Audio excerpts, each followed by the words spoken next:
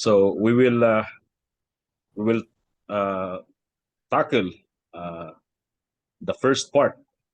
I think we shall have two parts of the sections 2 and 3 of chapter 17 of the Westminster Confession of Faith.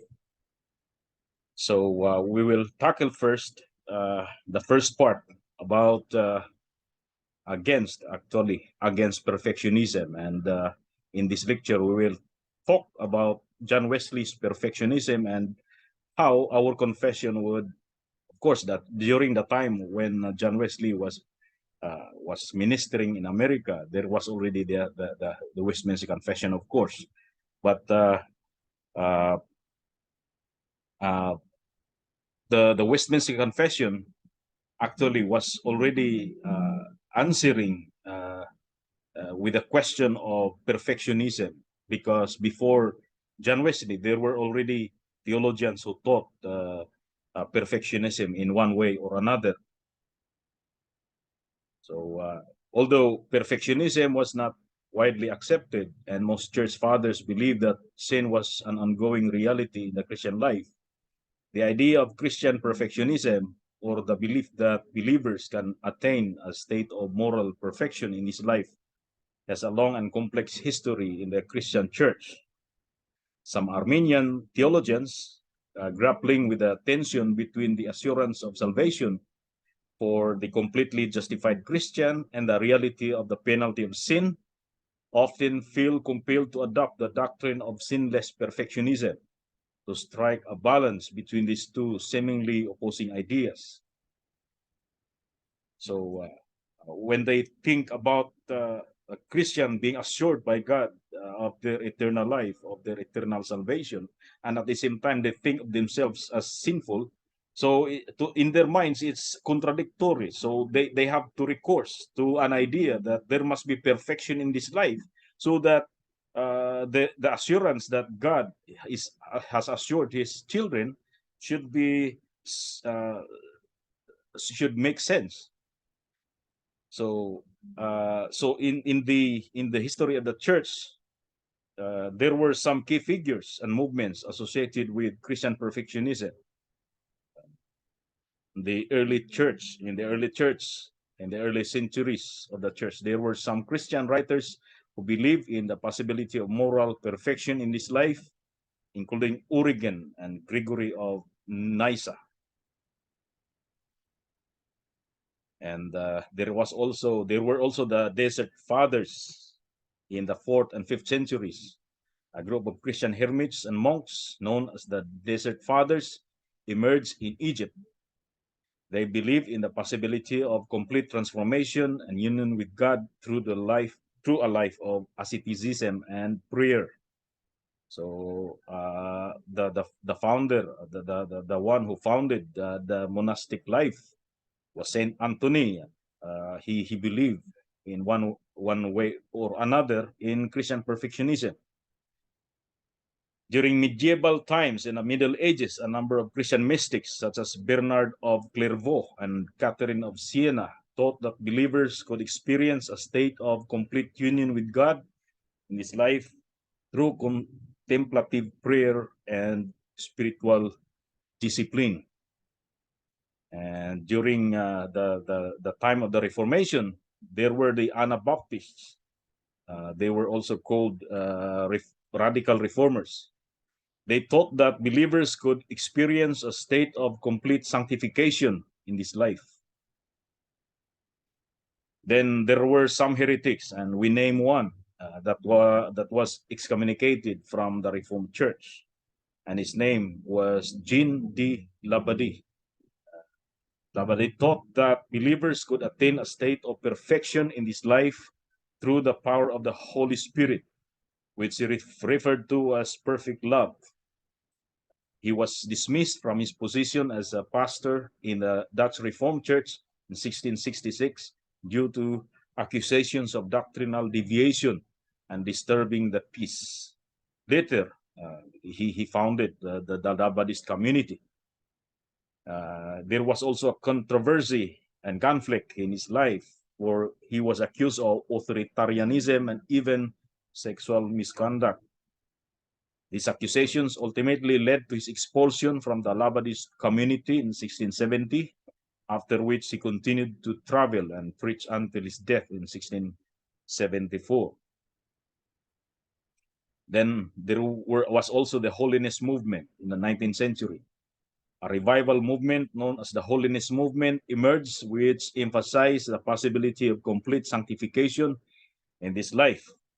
And here comes the movement, the Wesleyan tradition, the holiness tradition, which was strongly influenced by the teachings of John Wesley on Christian perfectionism. This is one which we will be critiquing in these lectures.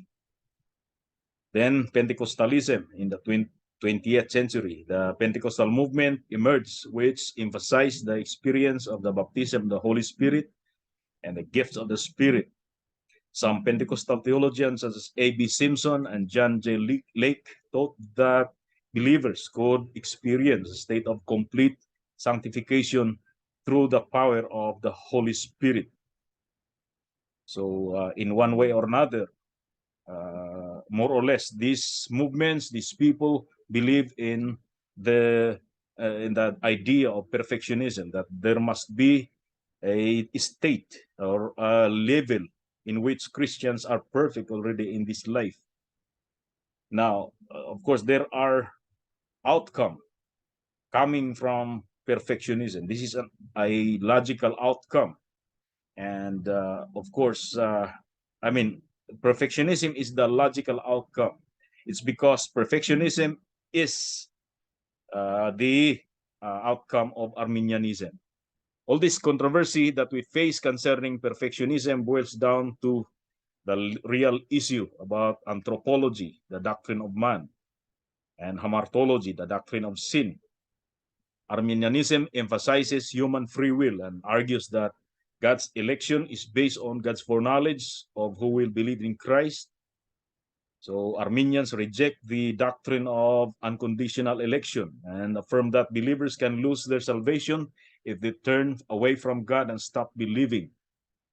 They don't believe in, again, a perseverance of the saints, as we discussed before.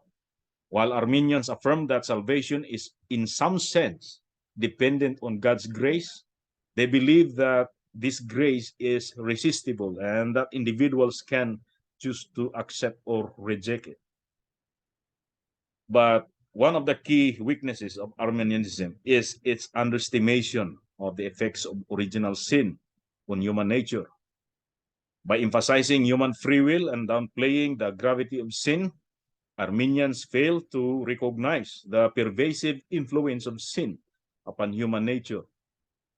The noetic effect of sin, for example, the relationship between sin and death, the extent to which sin has corrupted every aspect of human nature and left us unable to choose God on our own. Furthermore, the idea that believers can lose their salvation implies that both their initial decision and their ongoing will now to follow Christ was and is based on their own power rather than on the grace of God. So according to the Arminian view, everyone has the ability to resist sin and to choose to do what is right, even though he is also prone to sin or to do what is right. They have to admit that. The belief in the possibility of Christian perfection or the attainment of a state of complete, the natural consequence of this view, since they stress or they assert that there is a will and their will is able to resist sin, to resist temptation successfully in this life. So the state of complete holiness or complete that is the perfection is a possibility in our life. And in this can be demonstrated in the following syllogism. For example, first premise: those who are perfect in Christ in Christian life will go to heaven. Premise 2: only Christians go to heaven, and so therefore, in conclusion, true Christians must be perfect in Christ. So the idea is that no one goes to heaven, or no one can be assured of his salvation unless he is perfect, And since the scripture assures the salvation of Christians, so therefore Christians must be perfect. So man has the free will to choose to follow Christ and to allow him to work in their lives, leading them towards perfection. Therefore, the possibility of attaining perfection in Christ is linked to the exercise of human free will. For example, Wesley's Christian perfectionism was not an optional or peripheral part of his theology, but rather a central and necessary aspect of the Christian life. He believed that it was possible for believers in his life to be made perfect in love, that this state of perfection was just a goal for Christians, but an achievable state of genuine Christians. So, in a sense, his teachings on perfectionism can be seen as a logical outcome or concomitant factor of his broader Arminian theology. That is, his Arminian theology produces inevitably the doctrine of perfectionism. In his plain account on Christian perfection, John Wesley made this point. He says, but St. John himself says, if we say that we have no sin, we deceive ourselves. And if we say that we have not sinned, we make him a liar, and his word is not in us. I answer, that is, John Wesley answers. First, the 10th verse fixes the sense of the 8th. We say we have no sin in the former, being explained by, if we say we have not sinned in the latter verse, that is, the two verses that he is referring are interdependent with each other. So the former, he says, is interpreting the latter, and vice versa. The point under consideration is not whether we have or have not sinned heretofore. That is from this point to the future. And neither of these verses asserts that we do sin or commit sin now. Third, the 10th or the 9th verse explains both the 8th and 10th. If we confess our sins, he is faithful and just to forgive us our sins and to cleanse us from all unrighteousness. As if he had said, I have before affirmed the blood of Christ cleanseth us from all sin, and no man can say, I need it not. I have 110 sin to be cleansed from. If we say we have no sin, that we have not sinned, we deceive ourselves and make God a liar. But if we confess our sins, he is faithful and just, not only to forgive us our sins, but also to cleanse us from all unrighteousness, that we may go and sin no more. In other words, John Wesley is saying that the verse does not really deny that we have sinned previously, but it does not, the verses do not really affirm that believers can sin now. So in conformity, therefore, both to the doctrine of St. John and the whole tenor of the New Testament, we fix this conclusion. A Christian is so far perfect and not to commit sin. So very clear that he really believes on sinless perfection. Now, there are theological implications, of course, and concerns that may arise from a belief in Christian perfectionism. First, perfectionism may lead to a flawed understanding of the nature and effects of sin. If one believes in Christian perfectionism, he may downplay or even deny the reality of sin in the life of a Christian. However, the Bible teaches that all men are sinners and fall short of God's glory, unbelievers and believers alike, and that Christians now will continue to struggle with sin as long as they are in this fallen world. 1 John 1, 8 to 10. It leads to a legalistic, that is one of the outcome on the belief of perfectionism. It leads to a legalistic and works-based understanding of salvation and sanctification. Christian perfectionism often equates the attainment of spiritual maturity or holiness with the achievement of sinless perfection. On the contrary, the Bible teaches that sanctification is a process that takes place over the course of a believer's life, that it is the work of the Holy Spirit in a believer's heart. Philippians 1:6, and 2 Corinthians 3:18. And lastly, perfectionism.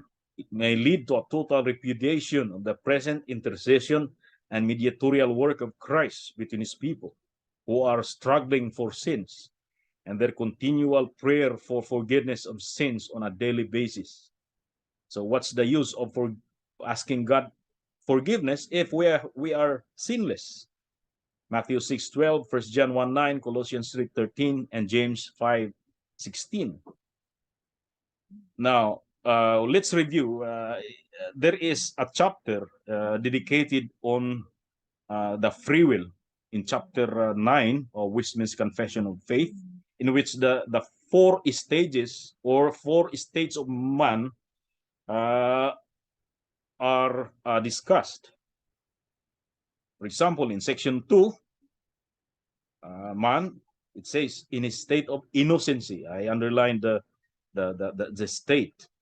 The first state, before the fall, man was in his state of innocency, had freedom and power to will and to do that which was good and well-pleasing to God, but yet mutably, that is changeably, so that he might fall from it.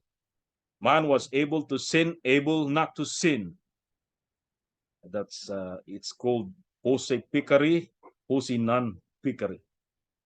In section 3, it states that man, by his fall into a state of sin, has wholly lost all ability of will to any spiritual good accompanying salvation, so as a natural man, being altogether averse from that good and dead in sin, is not able by his own strength to convert himself or to prepare himself thereunto.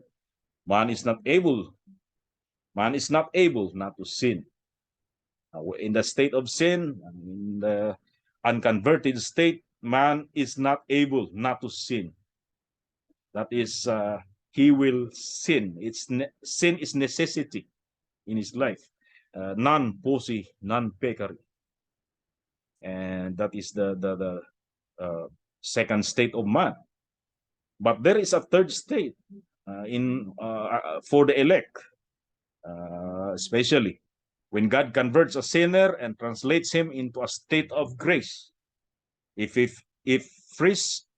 frees him from his natural bondage under sin, and by his grace alone enables him freely. Now, notice the word enables him freely to will and to do. That is, in his mental state, what he wills, and in his application of what he wills, he's working it out to do that which is spiritually good, and he's able now.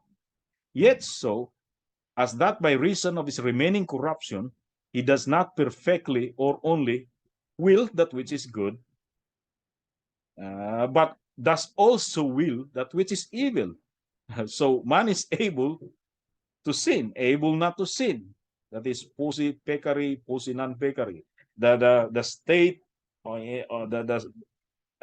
not actually, he was not actually in the state of innocency, but the faculty that Adam and Eve had in the state of innocency was restored during the conversion of the elect. He can sin, he might not sin, but he can still sin. He is mutable, he is changeable. Then the fourth state is what we call the state of glory. Section 5, the will of man is made perfectly and immutably free. That is, immutably, he is changeless now in the state of glory. Free to do good alone. Now notice the word alone. In the state of glory only. We call that non-posse pecari. That is, man not able to sin. So this, all these ideas, all the four states or four stages of men were, of course, discussed during the course of time in the history of the church. But one of the proponents, the pioneer proponents of this view, it was Augustine. And he was, of course, quoted by nonetheless, but Calvin, and in the Puritan period by Thomas Boston. Let's quote Augustine. When in the deepest shadows of ignorance, he lives according to the flesh with no restraint of reason. This is the primal state of man. Afterward, when through the law and knowledge of sin has come to man, and the Holy Spirit has not yet come to his aid, so that even if he wishes to live according to the law, he is vanquished. Man sins knowingly and is brought under the spell and made the slave of sin. For by whatever a man is vanquished of this master, he is the slave. The effect of the knowledge of the law is that sin works in man the whole road of concupiscence, which adds to the guilt of the first transgression. Thus it is that which was written is fulfilled. The law entered in that the offense might abound. This is the second state of man. But if God regards a man with solicitude, so that he then believes in God's help in fulfilling his commands, if a man begins to be led by the Spirit of God, then the mightier power of love struggles against the power of the flesh. Although there is still in man a power that fights against him, his infirmity being not yet fully healed, yet he, the righteous man, lives by faith and lives righteously, insofar as he does not yield to evil desires, conquering them by his love of righteousness. This is the third stage of the man of good hope. A final is towards perfection, the repose of the spirit and the resurrection of the body. Of these four different stages of man, the first is before the law, the second is under the law, the third is under grace, and the fourth is in full and perfect peace. Thus also the history of God's people has been ordered by successive temporal epochs, as it pleased God, who ordered all things in measure and number and weights. The first period was before the law, the second under the law, which was given through Moses, the next under grace, which was revealed through the first advent of the mediator.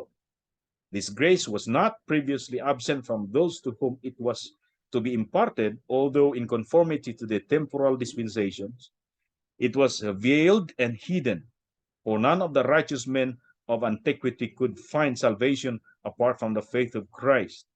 And unless Christ had also been known to them, he could not have been prophesied to us, sometimes openly and sometimes obscurely through their ministry. So this is taken from his Itzidirion. Now, John Calvin, in following in that Augustinian tradition, he actually refined the view. Actually, it's like a raw material. Augustine was teaching a kind of a raw material theology. It's not very refined, but John Calvin refined it. Although not as specific as we are teaching now, mentioning the four stages, but he is refining Augustine. He says in the Institute of Christian Religion, when the will is enchained as the slave of sin, it cannot make a movement towards goodness. Far steadily pursue it. Far less, sorry. Every such movement is the first step in that conversion to God, which in Scripture is entirely ascribed to divine grace. Thus Jeremiah prays, "Turn thou me, and I shall be turned," Jeremiah 31:18. Hence, too, in the same chapter, describing the spiritual redemption of believers, the prophet says, "The Lord has redeemed Jacob and ransomed him from the hand of him that was stronger than he," Jeremiah 31:11, intimating how close the fetters are with a sinner is bound so long as he is abandoned by the Lord and acts under the yoke of the devil. Nevertheless, there remains a will which both inclines and hastens, on which the strongest affection towards sin.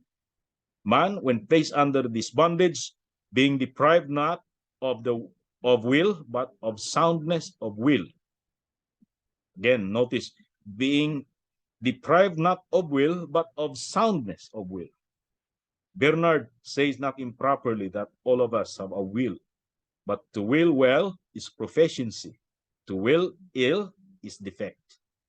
Simply, to will is the part of man. To will ill, the part of corrupt nature.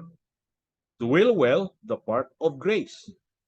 Moreover, when I say that a will deprived of liberty is led of dragged by necessity to evil, it is strange that any should deem the expression harsh, saying there is no absurdity in it, and it is not at variance with pious use. It does, however, offend those who know not how to distinguish between necessity and compulsion. Were anyone to ask them, is not God necessarily good? Is not the devil necessarily wicked? What answer would they give? The goodness of God is so connected with his Godhead that it is not more necessary to be God than to be good. Whereas the devil, by his fall, was so estranged from goodness that he can do nothing but evil. Should anyone give utterance to the profane jeer that little praise is due to God for a goodness to which he is forced, it is not obvious to every man to reply. It is owing not to violent impulse, but to his boundless goodness that he cannot do evil. Therefore, if the free will of man is doing good is not impeded because he necessarily must do good, if the devil, who can do nothing but evil, nevertheless sins voluntarily, can it be said that man sin less voluntarily because he is under a necessity of sinning? This necessity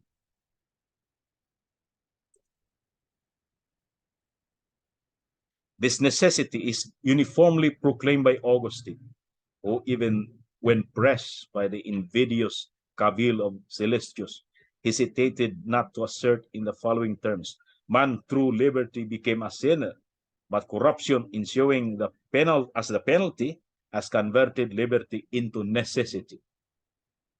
Whenever mention is made of the subject, he hesitates not to speak in this way of the necessary bondage of sin. Let this then be regarded as the sum of the distinction. Man, since he was corrupted by the fall, sins not forced or unwillingly, but voluntarily, by a most forward bias of the mind, not by violent compulsion or external force, but by the movement of his own passion. And yet such is the depravity of his nature that he cannot move and act except in the direction of evil. If this is true, the thing not obscurely expressed is that he is under a necessity of sinning.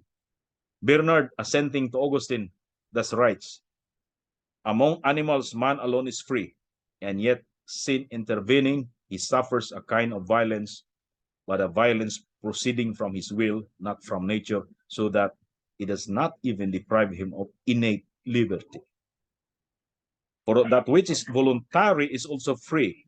A little after he adds, thus by some means strange and wicked, the will itself being deteriorated by sin makes a necessity, but so that the necessity, in as much as it is voluntary, cannot excuse the will, and the will, in as much as it is enticed, cannot exclude the necessity. For this necessity is in a manner voluntary. He afterwards says that we are under a yoke, but no other yoke than that of voluntary servitude.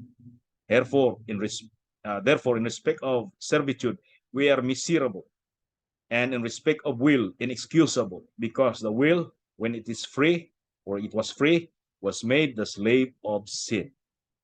At length, he concludes, thus, the soul, in some strange and evil way, is held under this kind of voluntary, yet sadly free necessity, both bond and free. Bond in respect of necessity, free in respect of will. That is still more strange and still more miserable. It is guilty because free, and slave because guilty, and therefore enslaved because free. John Calvin now adds his own words. My readers hence perceive that the doctrine which I deliver is not new, but the doctrine which of old Augustine delivered with the consent of all the godly, which was afterwards shut up in the cloisters of monks for almost 1,000 years. Lombard, by not knowing how to distinguish between necessity and compulsion, gave occasion to a pernicious error.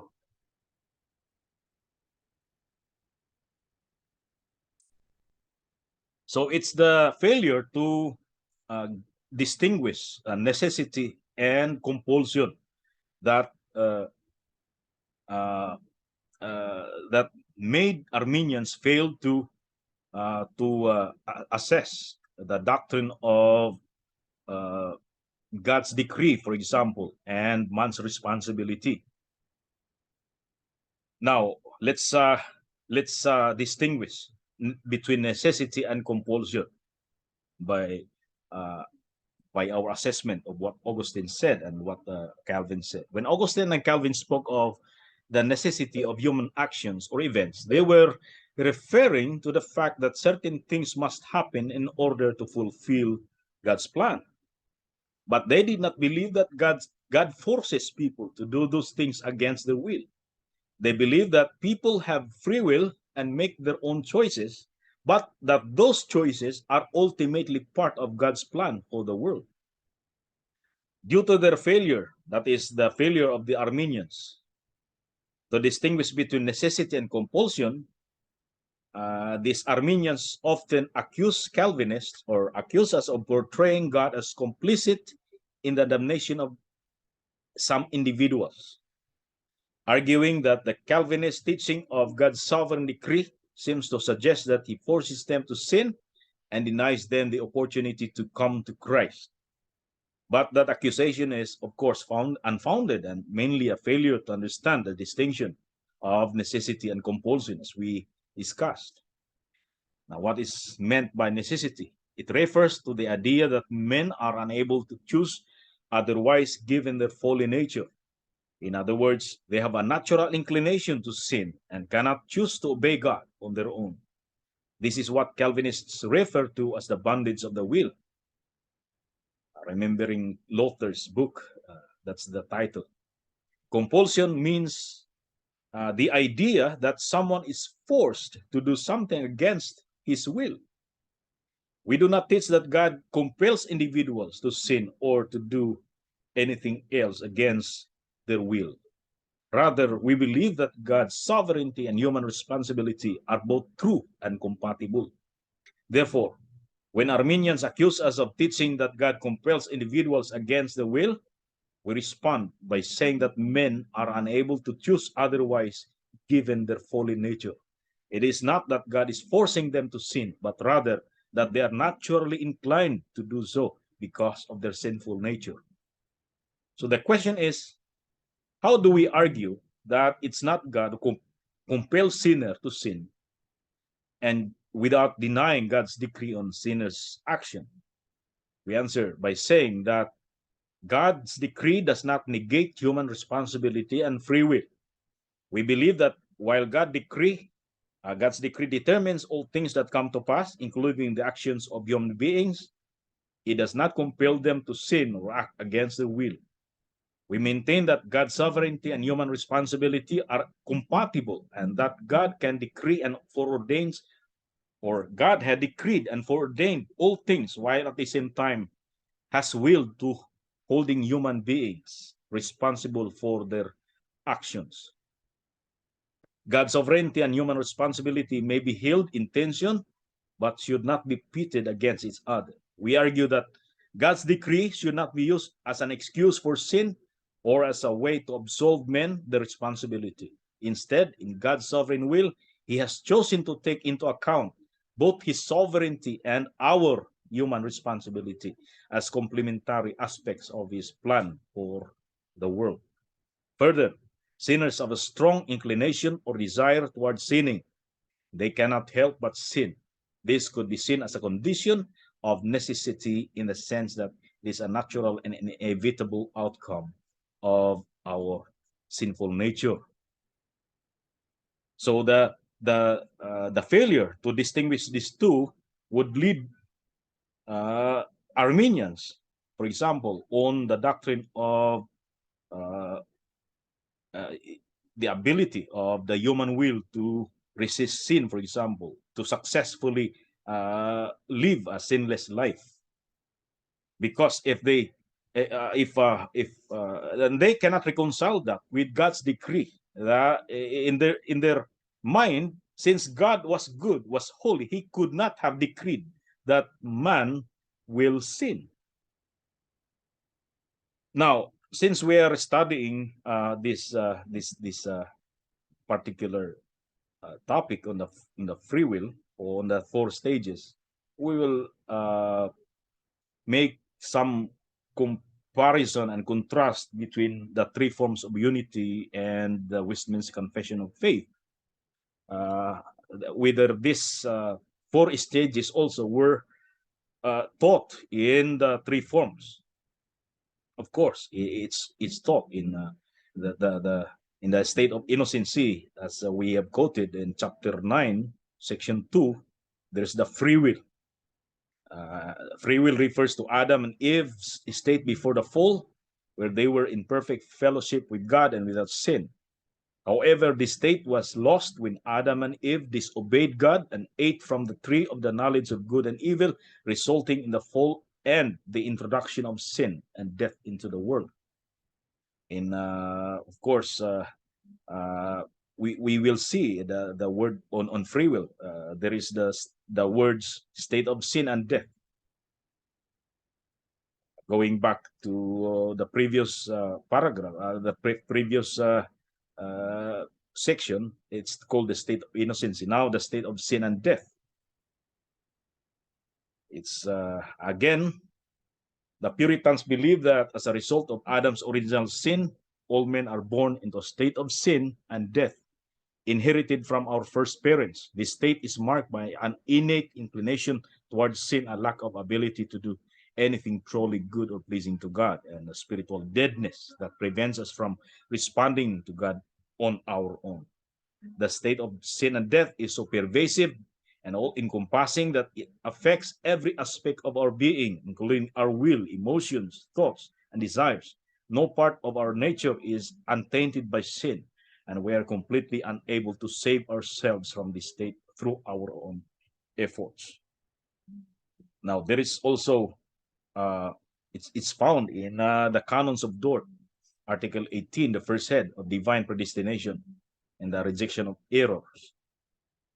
It said, having set forth the orthodox teaching concerning election and reprobation, the Synod rejects the errors of those who teach that it was not on the basis of his just will alone that God decided to leave anyone in the fall of Adam and in the common state of sin and condemnation, or to pass anyone by the imparting of grace necessary for faith and conversion.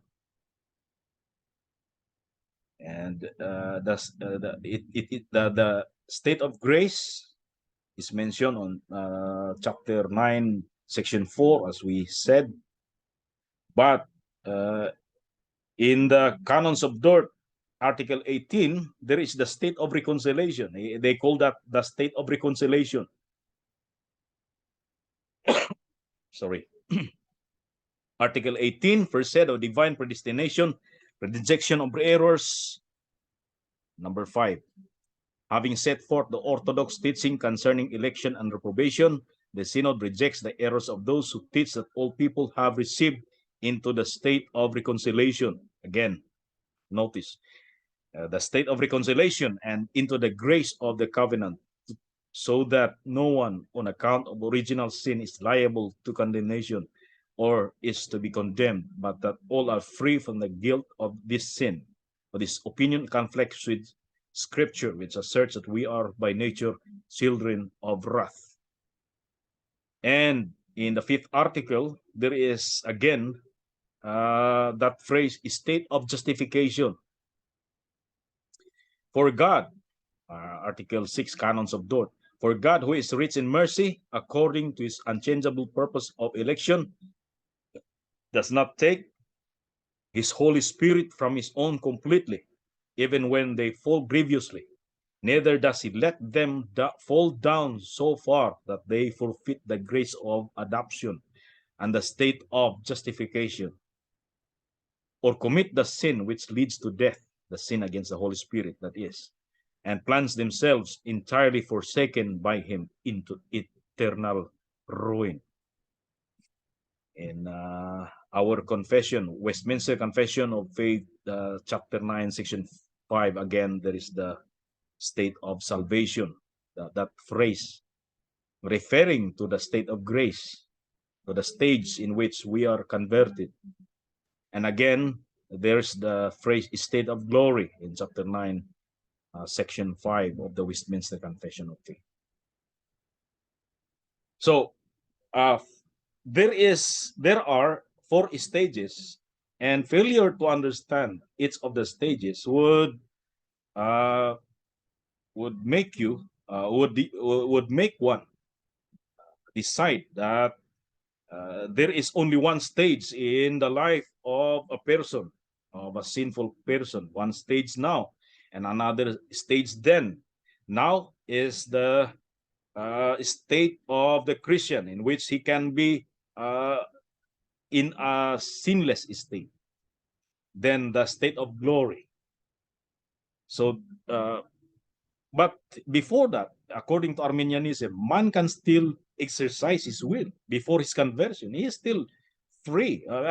In some sense, he's free, and his will is still able to reject or to accept the offer of salvation. And in Pelagianism, also, it's taught that human is actually born free, like Adam was created in his original state, that each child is innocent, that the first time that he commits sin, that's the time that he can be called a sinner.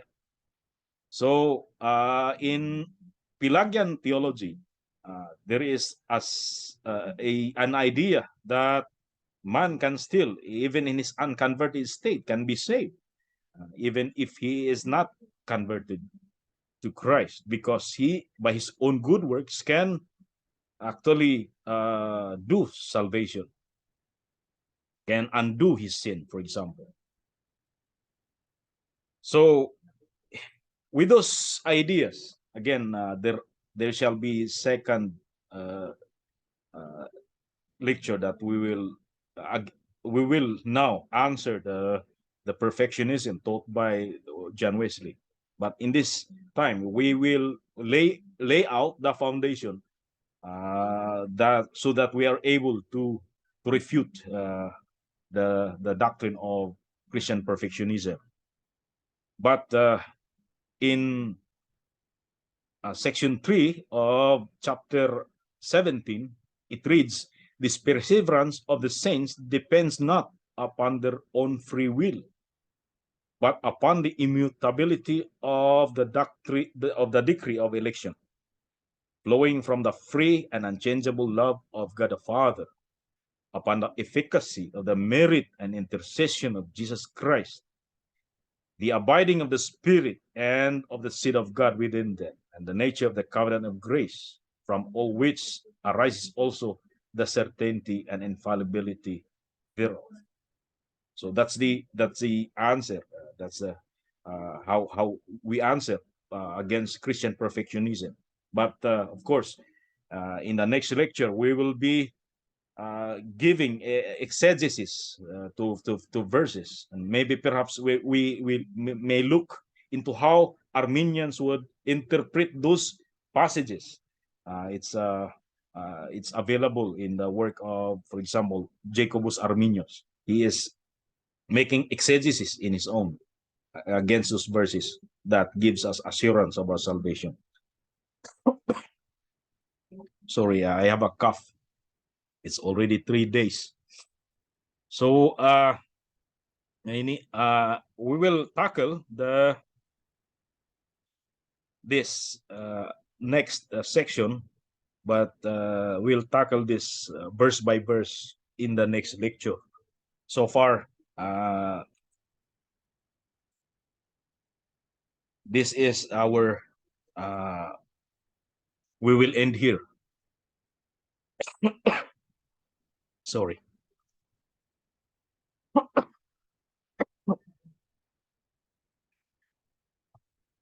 Any question? Pastor Rocky, Yes, Pastor Aris. can you possibly discuss the last paragraph of page 7 and until here arises at the certainty infallibility in Cebuano language for the benefit of other members? Ang ang section 3 sa chapter 17 maturi ang kanang pagpadayon pagka pinadayonon sa mga balaan wala mo depende sa ilang kaugalingon nga pagbulutan dili sa dili mausab nga dikrito or pagpanglatid sa Dios sa tanan nga butang diha partikularmente sa doktrina sa eleksyon so sa doktrina sa pagpamili ug pasabot nga kung kita nakapadayon karon sa atong kinabuhi ingon nga mga Kristohanon ug walay mintis no o say mo medyo matumba ta pero kung nakapadayon na nibangon ta ni padayon ta dili tungod kay kita mga kusgan o dili tungod kay kahibaluta o naata abilidad para nga mopadayon ug ang but pasabot sa pagpadayon nga di na ta kasala pod atong isalikway ang pagpakasala dili na ta makasala o kita kaya nato nga di gyud makasala ug hangtod na nga di ta kasala so kana nga sitwasyon nga dili ta makasala sa atong kaugalingon matud pa dili na tungod kay dunay grasya sa Dios nga mo'y nag-agakay kanato dili tungod kay dunay grasya sa Dios nga maoy nag-aga kanato kun dili tungod kuno sa atong abilidad sa atong kabubuton so kung kita nakapadayon atong abilidad na kay kibali kita ang pasabot wala gyud tay wala gyud butang nga dili ato kung ang grasya sa Dios igo lang ni tabang sa ato ang grasya sa Dios pero kita gyud ang nibuot nga nganong nakapadayon ta muna ang sa Arminian pero sumala sa atong confession sa Westminster Confession dili tungod sa atong abilidad kay wala gyud ta abilidad sorry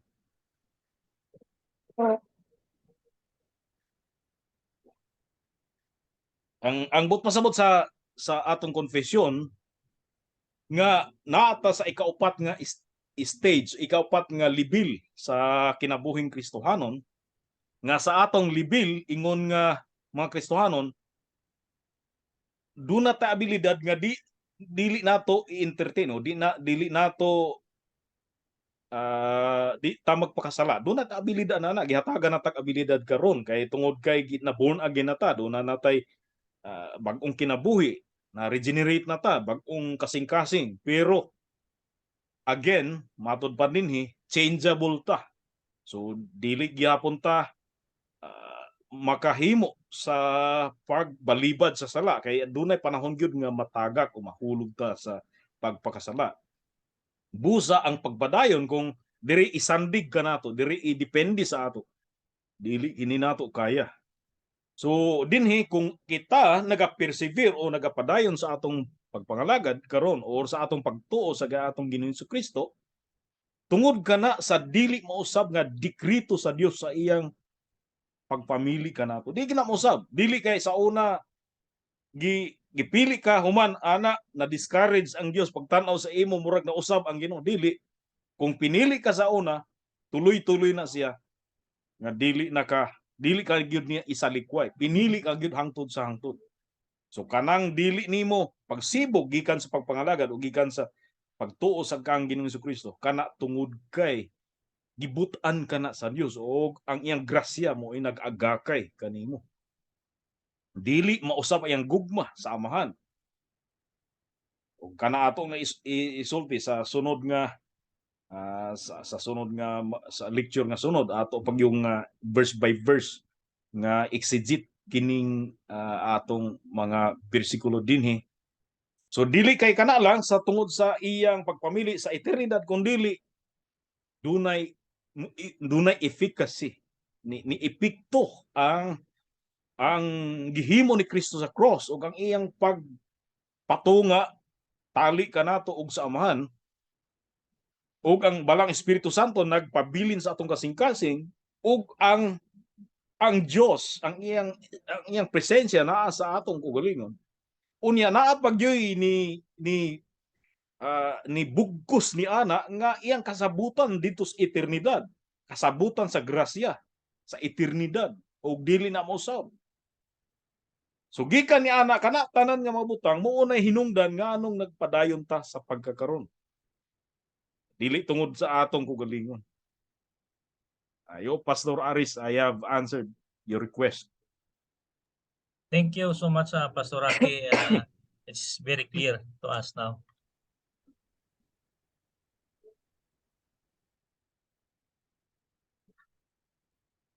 Any other question, comments, or observation? If no more, Pastor Groove can please add, Pastor Groove. Pastor Rocky, I really appreciated how you laid out the issues in this lesson. And just one brief pastoral comment I want to make, and especially for you men who are pastoring churches, you will have people, whether they have a Methodist background or not, whether they have a perfectionist background or not from the holiness movement, you will have people in your churches that will struggle as they confront their sin. They will struggle with their assurance of God's love for them. They're going to have a sense of guilt and shame because they're not perfect. And as pastors, it's our jobs to help them to make those theological connections, as Pastor Rocky has, to understand why it is they continue to sin, even though they have been saved. And even though they are being sanctified in this life, even though they belong to Jesus and nothing can change that, yet they still struggle with sin and that Romans 7 dynamic and that key verse that Pastor Rocky shared from 1 John, that, he who says or claims to be without sin is a liar. Indeed, this is a reality. It's a sad reality that we face in our lives as Christians before glory. We will not be perfect in this life, but we look forward to and we long for that day when our faith shall be made sight and we will be glorified and made perfect in the presence of our Savior. And so, as people come to you and they're burdened by the sense of shame over their sin, you should encourage them that that's, first of all, a very good thing and even a proof that they belong to Jesus, because they're not calloused or hardened in their conscience. They have a tender conscience and they don't want to sin. So you can encourage them there and comfort them, even as you call them to repent and to live a life worthy to walk the walk of the Christian faith, and direct their attention to their hope in glory.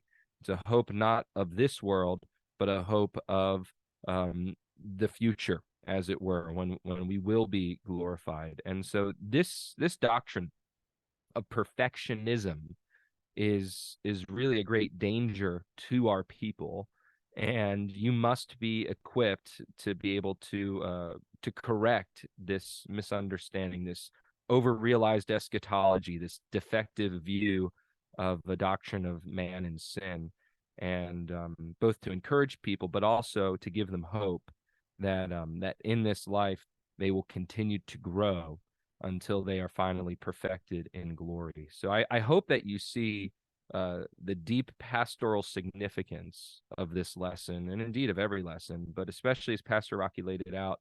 I think he did a very fine job, and I was reminded of just how important this is from a pastoral perspective.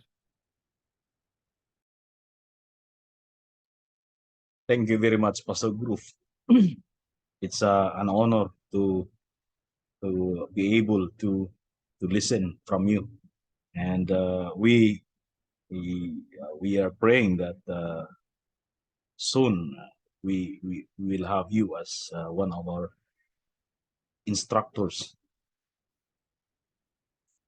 Well, thank you. It's really an honor to be involved, and I'm excited about it. I'm praying for the effort at my church here. My wife and I are praying as well personally, and I've also put out a couple contacts with some men here, more experienced men, older men who have been able to help fledgling or new Presbyterian churches and Reformed churches in Hungary and Peru and other countries, very similar situations to what you're in. So hopefully you'll be able to meet some of these men as well, and be able to get some benefit from them and some instruction from more experienced pastors as well. But I'm happy to be involved in any way that the Lord allows.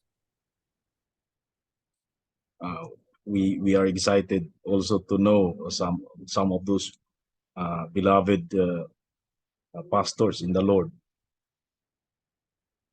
Okay, naa pa yung mga pangutana uban?